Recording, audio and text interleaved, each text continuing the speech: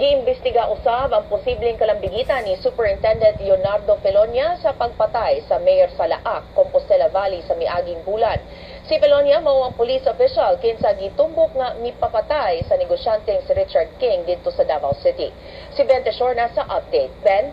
Medyo, mismo si Davao City Mayor Rodrigo Duterte ang ibutyag sa posibleng kalambigitan ni Superintendent Leonardo Felonia sa kamatayon nila Compostela Valley Mayor Reynaldo Navarro. Matod ni Duterte, nakuha ang usa ka mission order gikan sa pitaka sa usa sa duha ka assassins ni Navarro nga napatay usa batul sa ambush sa Laak Mayor.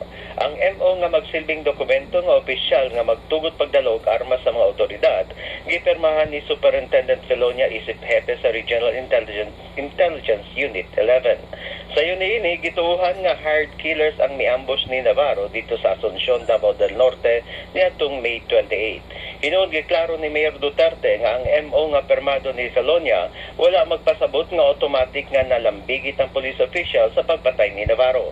Una nang gibutyag sa hepe sa Davao City Police Office, Superintendent Vicente Danao, nga nakuhaan sa mission order ang lookout sa Richard King murder nga si Romel de la Serna, ang MO permado sab ni Felonia. Si De La Serna mo'y unang miangkon ngadto sa Special Task Force Richard King nga gisugo sila ni Felonia aron patyon si King niadtong Hunyo 12.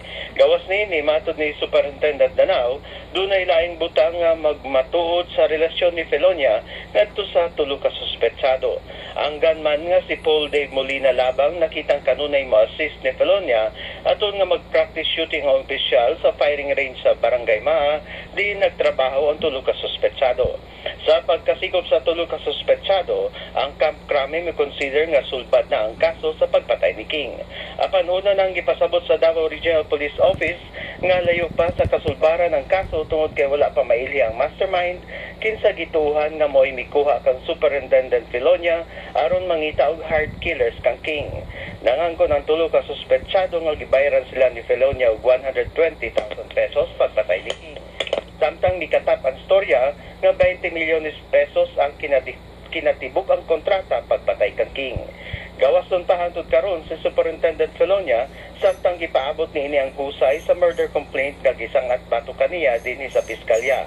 Gibarugan ni Felonia nga inosente siya sa hitabo ug mipasahil kini nga dunay gustong moduot kaniya tungod sa insecurity o jealousy. Medyo Daghang salamat Ben Teshorna reporting gikan Davao City.